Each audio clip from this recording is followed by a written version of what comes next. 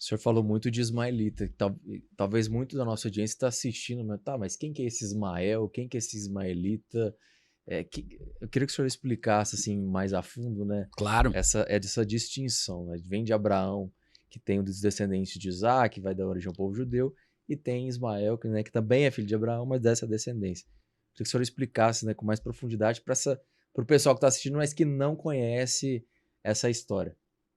Pois é, Ismael, ele é um personagem importante. Eu vou ler aqui um texto que se encontra em Gênesis capítulo 16, que é uma espécie de previsão do que iria acontecer por meio dos descendentes de Ismael. O anjo vai dar características desse povo.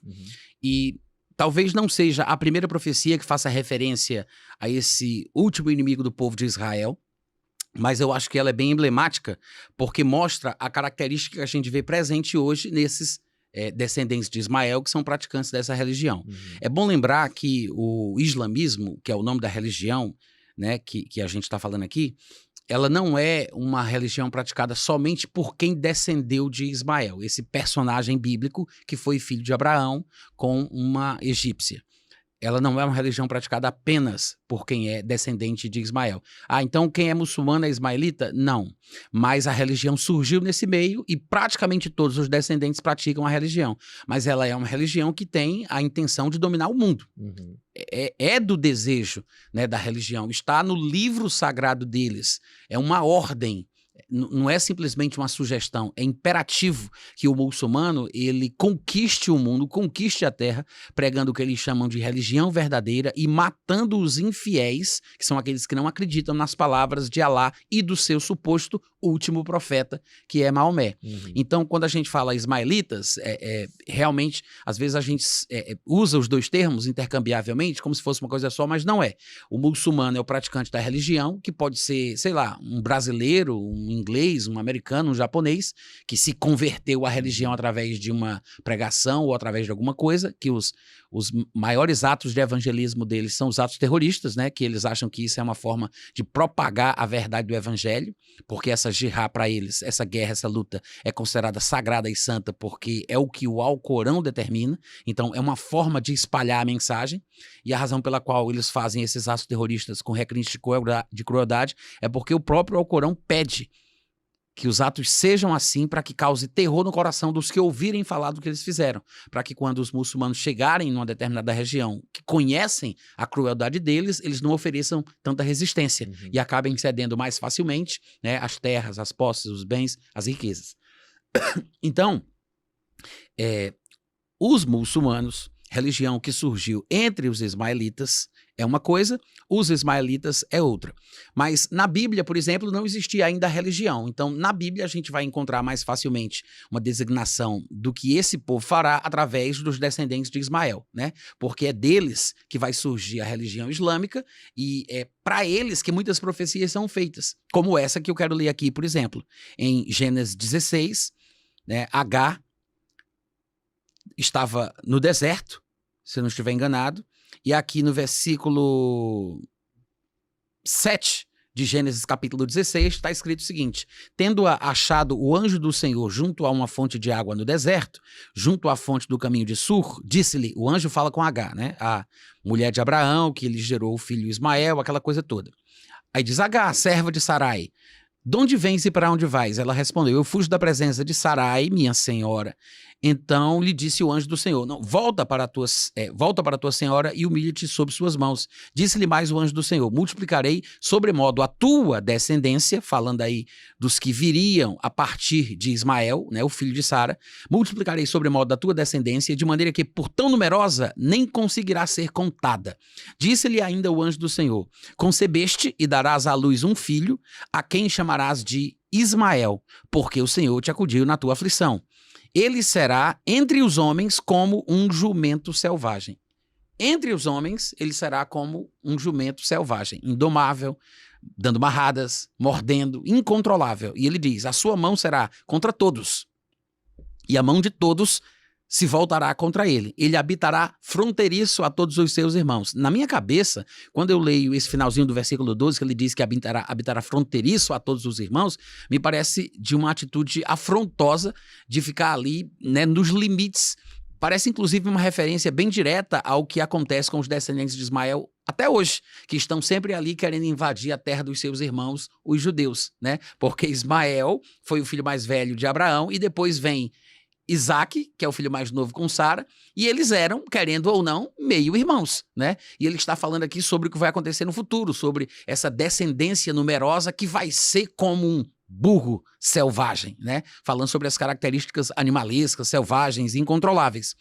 E aí ele vai concluir mais algumas questões, mas isso aqui para mim é muito interessante, porque fala de uma característica predominante dos descendentes de Ismael, como se não bastasse, é justamente no meio desse povo, do qual a profecia fala, que surge essa religião que reflete muito bem as mesmas características previstas na profecia, né? E aí em Daniel, capítulo 9 e capítulo 11, fala do povo, né, desde o anticristo, e das características dele. Eu queria que a gente entrasse nas características dele e do povo. Qual que é o povo dele? Aham. Bom, embora eu já tenha dito aqui, né, pela minha forma de pensar, que o povo do anticristo vai ser esse povo ismaelita. Eu até, desculpa te interromper. Não, tá tranquilo. Porque tem uma confusão muito grande no meio evangélico, que o povo, as pessoas acham que esse povo tem que ser romano, tem que ser Roma. Que destrói no ano 70, e eles acreditam que esse povo que destrói destrói Jerusalém é o povo do anticristo. Eu até queria que você abrisse esse parêntese e explicasse também essa característica. É justo, essa interpretação, ela tem a sua coerência. Eu acho que é uma das interpretações que mais chega perto do sentido pretendido pelo texto original. Então, assim, há muitas especulações, mas essa, por exemplo, se baseia em alguns versículos da Bíblia.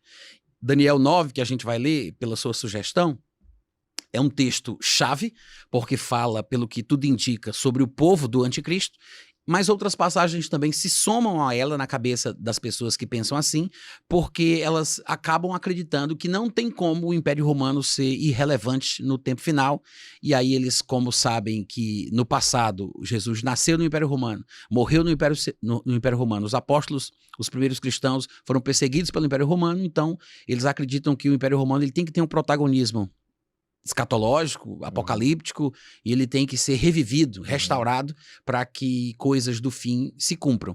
E tem uma lógica, faz sentido, não é uma coisa assim totalmente da cabeça de alguém sem qualquer versículo bíblico para dar sustentação para aquilo.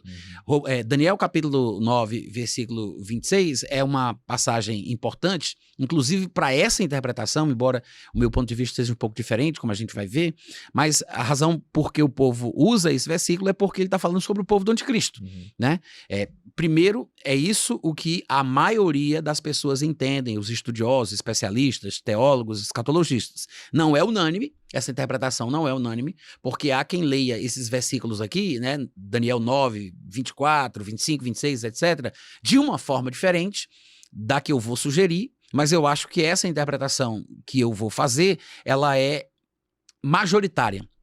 Por exemplo, no versículo 25, o anjo Gabriel está falando com Daniel, né, aqui no livro que leva o seu nome, e ele diz: Daniel, sabe e entende, desde a saída da ordem para restaurar e para edificar Jerusalém, até ao ungido, ele está falando do Messias, que é Cristo, né? Aí ele diz, ao príncipe, e observe que na maioria das versões, eu não sei como é que está na sua, Pedro. É igual. Mas é P maiúsculo?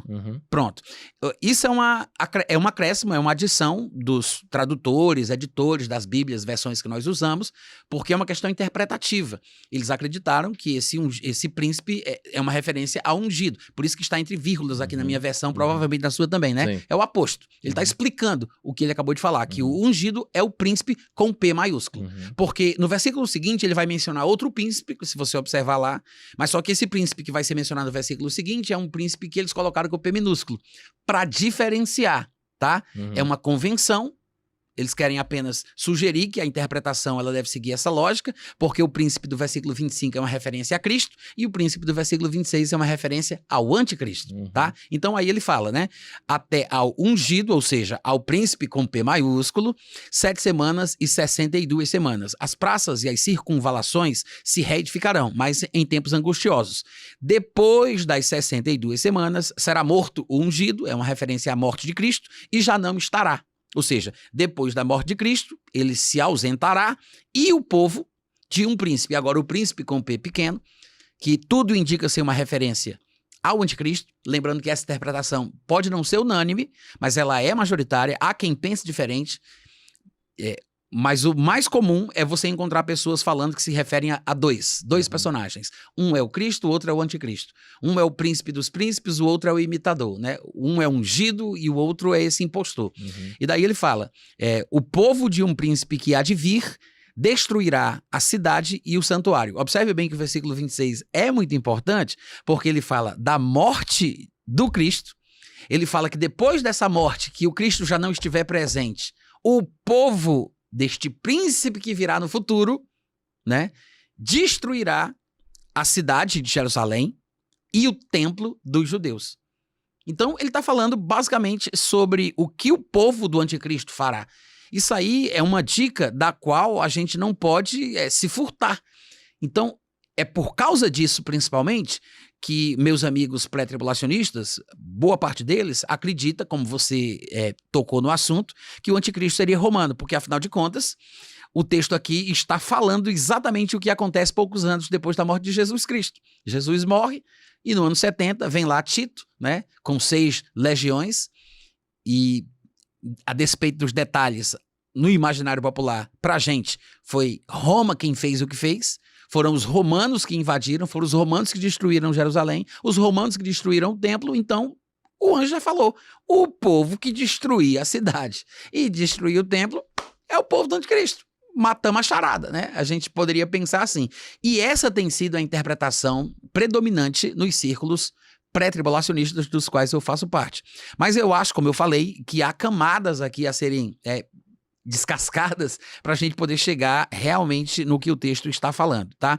O fato é que realmente ele fala sobre o povo do anticristo, então é um versículo-chave, óbvio, mas ele pode ser interpretado de formas diferentes. Eu penso o seguinte, que hoje em dia nós temos talvez 2 visões escatológicas sobre o anticristo que são as principais, as mais populares ou mais conhecidas. No segmento cristão a gente tem, por exemplo, esses meus colegas, que são os mais estudiosos, que parece ser a defesa oficial dos professores do Dallas Theological Seminary, que é o seminário teológico de escatologia mais famoso do mundo, né, que fica lá em Dallas. E essa turma toda defende, assim, com raras exceções, mas eles defendem que o anticristo vai ser um estadista europeu. E eu quero dizer que entre os professores do Seminário Teológico de Dallas estão os meus pregadores prediletos de escatologia, tá? Mas isso não quer dizer que eu concorde 100% com eles, né? Mas essa é a visão praticamente majoritária entre os pré-tribulacionistas mais pensantes, mais intelectuais, mais cerebrais, mais estudiosos, o povo inclusive mais confiável, tá? Então essa é a linha mais popular, né? Popular no sentido de ser a mais defendida, a que tem mais lógica, a mais conhecida, né? A igreja onde eu frequento na minha cidade lá pensa assim, então é muito comum você encontrar crentes pré-tribulacionistas que defendem essa ideia, que ele tem que vir da Europa. Por quê?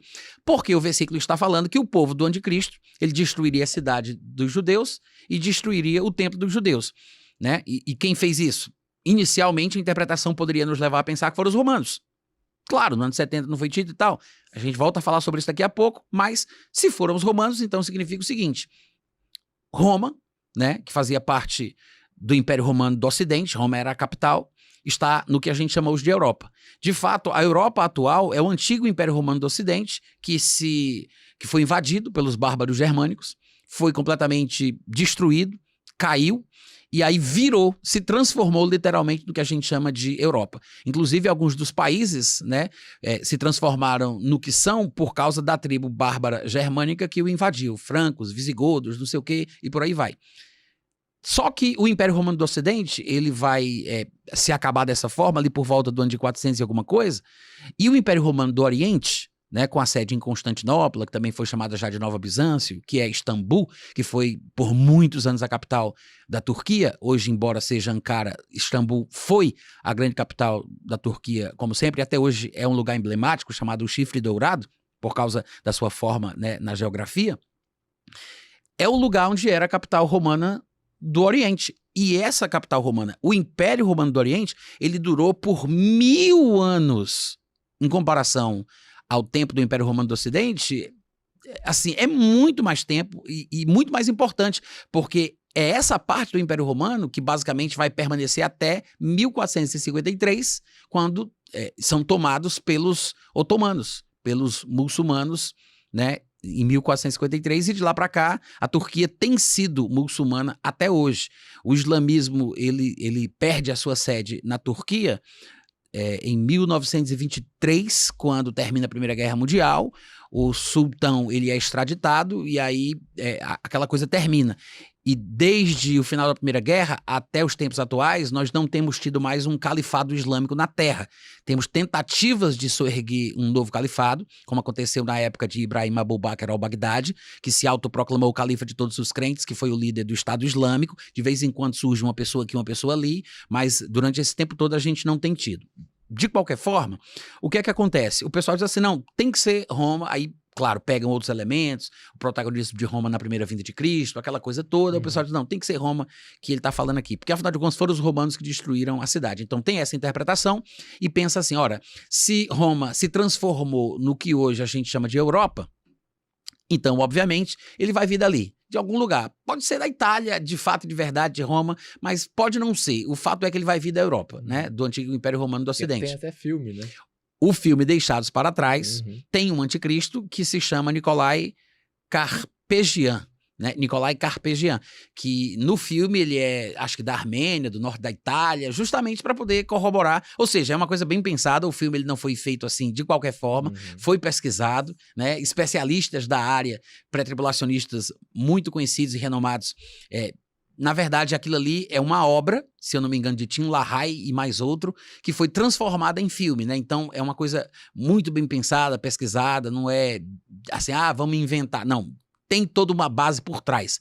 E o versículo 26 de Daniel, capítulo 9, é um dos versículos que justificam essa interpretação. A outra linha de pensamento, né, que talvez não seja a predominante, considerada ortodoxa, né, porque alguns segmentos mais heterodoxos pensam assim, eles dizem o seguinte, não, o Império Romano do Ocidente, o Império Romano de uma forma geral, ele acabou, né? Mas o Império Romano ele se transformou no Sacro Império Romano, à medida que o cristianismo ele foi ganhando autoridades romanas e se espalhando pelo Império. Depois o Sacro Império Romano se transformou na Igreja Católica Apostólica Romana. Então hoje a Igreja Católica seria o verdadeiro remanescente histórico, a única herdeira real do que um dia foi o Império Romano. Partindo desse pressuposto, eles dizem, se é esse povo que é o povo do anticristo, então o anticristo ele tem que ser o Papa. Um Papa qualquer que vai surgir. Muita gente pensa assim. Essa interpretação é bem popular, né? Aí, como eu disse, para cada interpretação, sempre tem os versículos que são somados à ideia, né?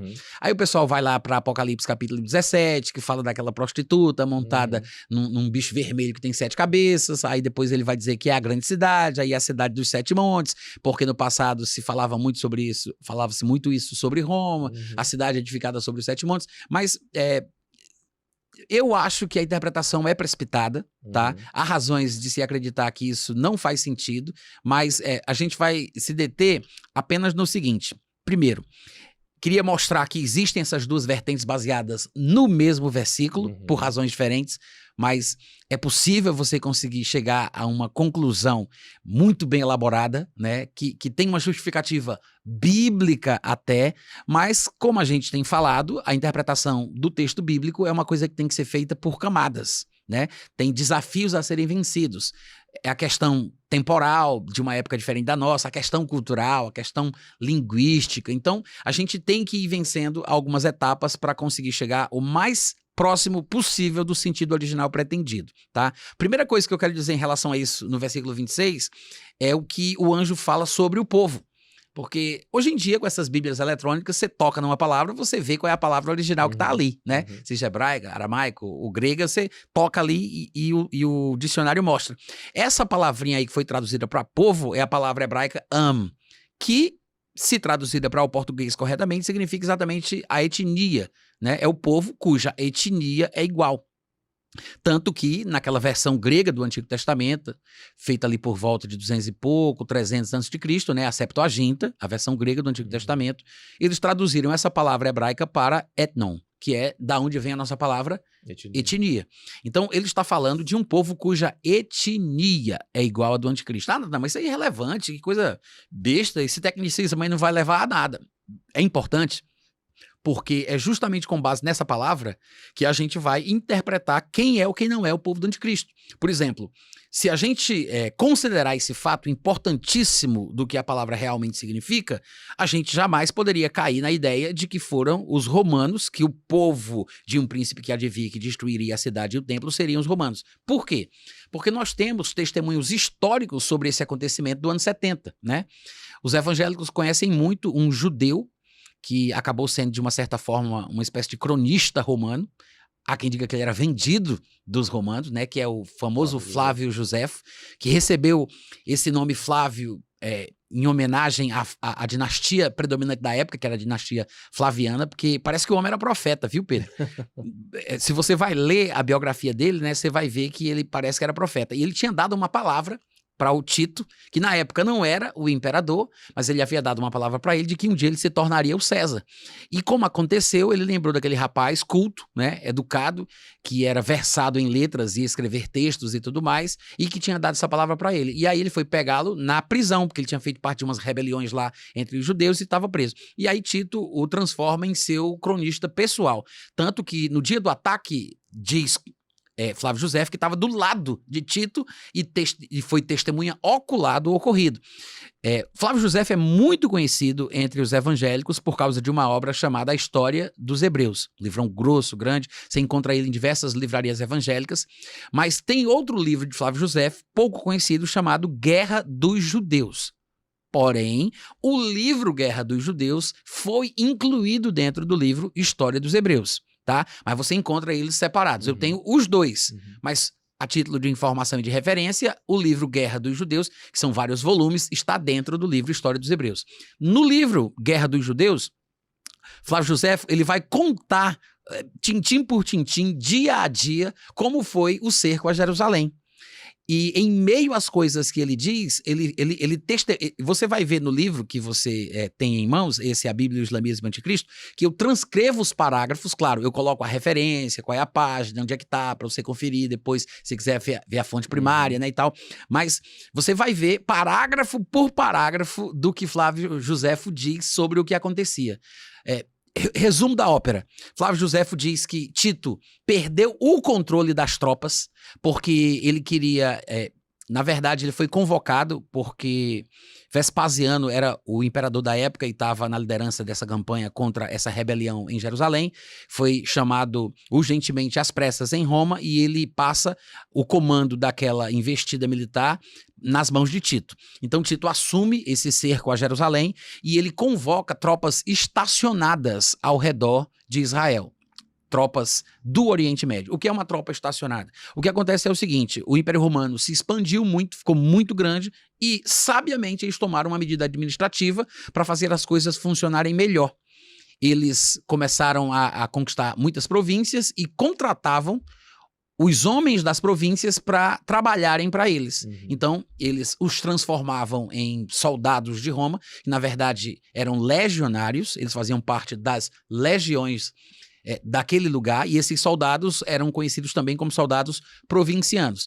Eram soldados que trabalhavam em prol de Roma, mas recebiam o seu soldo, né, o seu salário, mas eles estavam ali para servir a Roma.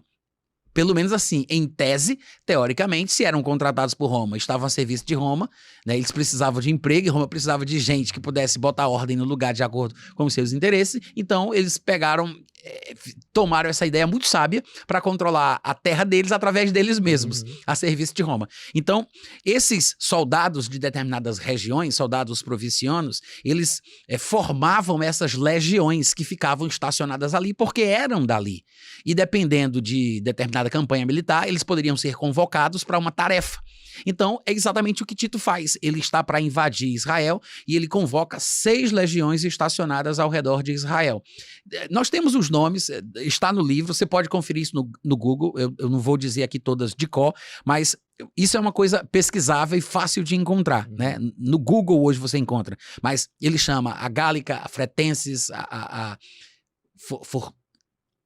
Fulminata, e por aí vai. São 6 legiões, e quando você vai pesquisando, até nas IAs hoje da vida, você consegue facilmente traçar o perfil de cada legião e tudo mais. Você vai perceber, historicamente falando, que elas são de povos ao redor de Israel.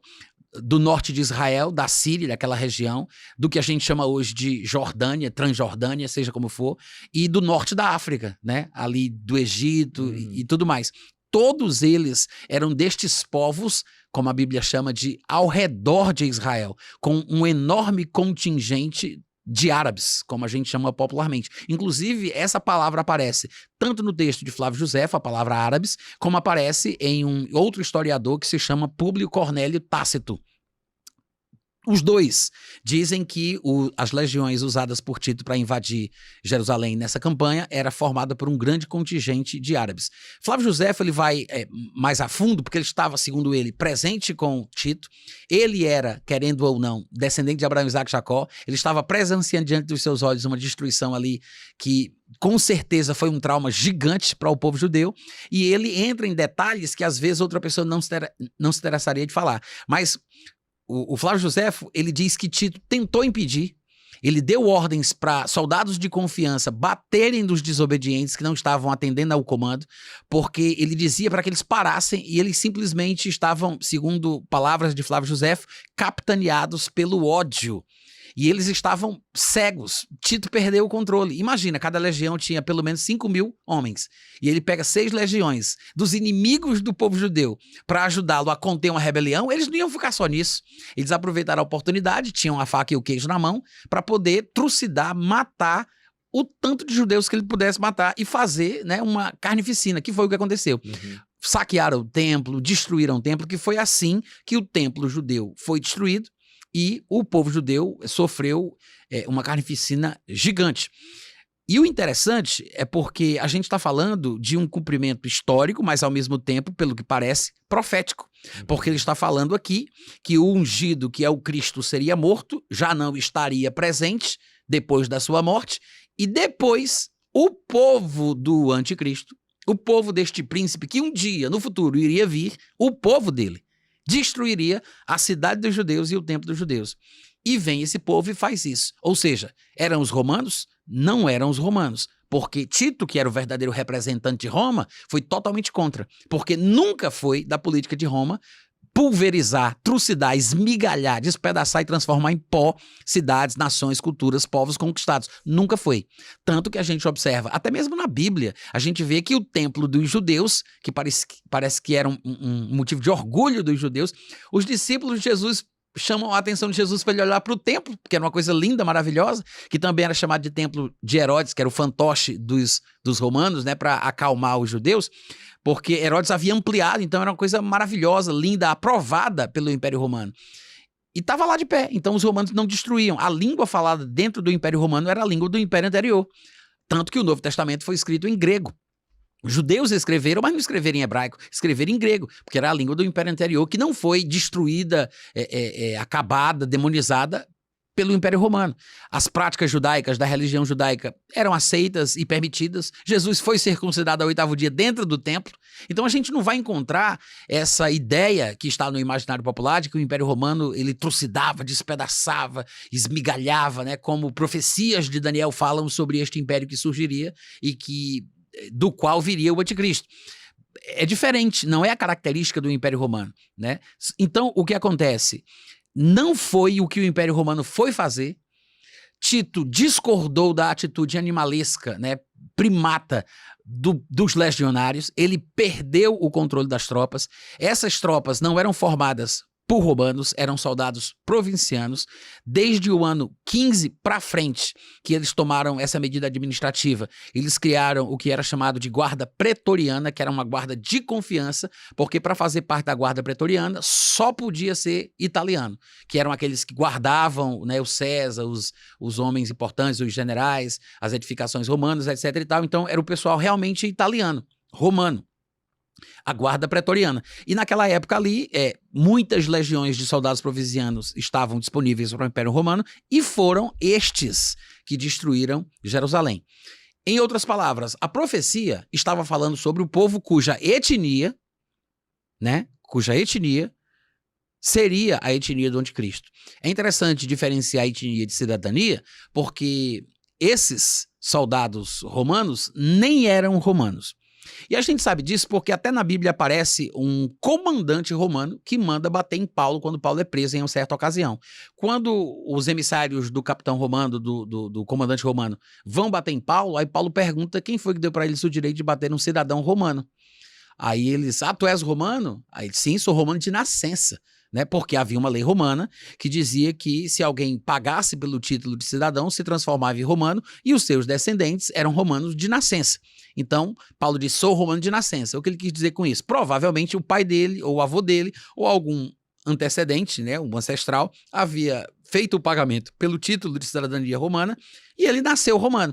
A gente sabe que ele era hebreu de hebreus, né, circuncidado ao 8º dia, e ele nasceu em Tarsus, que ficava no sudeste da Ásia Menor, que hoje a gente chama de Turquia. Então, o que é que tinha a ver? Ele estava falando sobre essa lei, ele estava reivindicando os seus direitos, né? E aí, quando o comandante ouve o que os emissários falam sobre Paulo ser cidadão romano de nascença, o comandante fica impressionado, vai lá para perguntar para Paulo, quanto foi que tu pagou? Tu pagou quanto? Porque ele quer comparar o que ele pagou com o que Paulo pagou. Porque ele diz, eu paguei uma grande quantia de dinheiro para me tornar cidadão romano. Aí Paulo disse, não paguei nada não, eu sou de nascença. Em outras palavras, nem o comandante romano era romano, né, de verdade. E olha que o comandante diz, pagou muito dinheiro. Como é que um soldado, um legionário, poderia ser romano? Ele não tinha interesse. Para que ele ia gastar uma grande quantia de dinheiro para ter o título de cidadão? A não ser que ele tivesse, sei lá, uma projeção da carreira militar para crescer, né? E assim vai. Mas o fato é que, no popular, eram soldados provincianos, não eram nem cidadão romano e não eram etnicamente romanos. E se o texto profético está falando sobre etnia e não cidadania, a gente tem que prestar atenção ao texto da profecia. O que é que eu quero dizer com isso? É mais provável que ele estivesse falando sobre a etnia do povo do que da cidadania do povo. Até porque a cidadania nem era a cidadania desse povo, né? Ou seja, o que é que ele está querendo dizer? Aquilo que a gente vem dizendo desde o começo. É mais provável que a profecia de Daniel, capítulo 9, versículo 26, esteja falando do povo descendente de Ismael, esse povo misturado, segundo o registro e testemunho histórico, tanto de Flávio Josefo quanto de Públio Cornélio Tácito, os árabes, como eles eram e são chamados até hoje. Eu não sei se isso é muito popular no Brasil, mas se você vai a Israel, por exemplo, e conversa com o povo que mora lá, você vai ver que eles chamam o que o mundo chama de palestinos, eles chamam esse povo de árabes, porque essa é a nomenclatura popular dirigida a esse povo misturado, descendente de Ismael, de Esaú, que estão por ali ao redor de Israel a vida inteira. E temos registros históricos que provam isso, né? Pelo menos esses dois, de Flávio Josefo e Públio Cornélio Tácito. Então, na minha interpretação, esse texto de Daniel 9:26, ele precisa passar por esse escrutínio, né? A gente tem que ter essa paciência de ir camada após camada para chegar no cerne da questão. Em outras palavras, o que é que o anjo estava dizendo? Tudo indica, no meu ponto de vista, tudo indica que ele estava falando que o povo ao redor de Israel, esse povo misturado, descendente dessa mistura de Ismael com Esaú, né?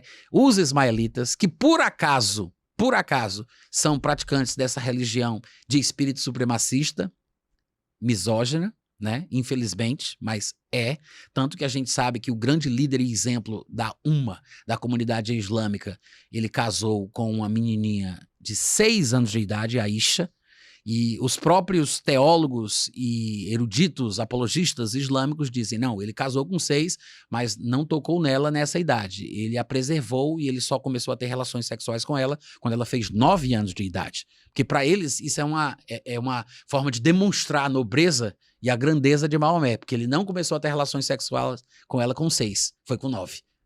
Olha a cabeça dos caras, né?